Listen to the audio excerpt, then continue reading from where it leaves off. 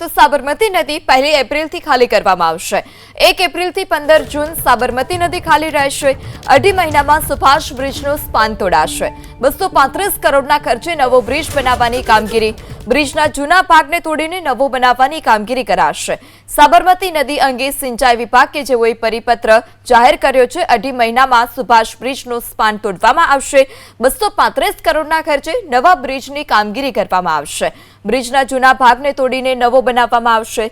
સાબરમતી નદી અંગે સિંચાઈ વિભાગ કે જેઓએ પરિપત્ર કર્યો છે। 1 એપ્રિલથી 15 જૂન સાબરમતી નદી ખાલી રહેશે। અઢી મહિનામાં સુભાષ બ્રિજનો સ્પાન તોડાશે। 235 કરોડના ખર્ચે નવો બ્રિજ બનાવવાની કામગીરી, બ્રિજના જૂના ભાગને તોડીને નવો બનાવવાની કામગીરી કરાશે। સાબરમતી નદી અંગે સિંચાઈ વિભાગ કે જેઓએ પરિપત્ર જાહેર કર્યો છે। અઢી મહિનામાં સુભાષ બ્રિજનો સ્પાન તોડવામાં આવશે। 235 કરોડના ખર્ચે નવા બ્રિજની કામગીરી કરવામાં આવશે।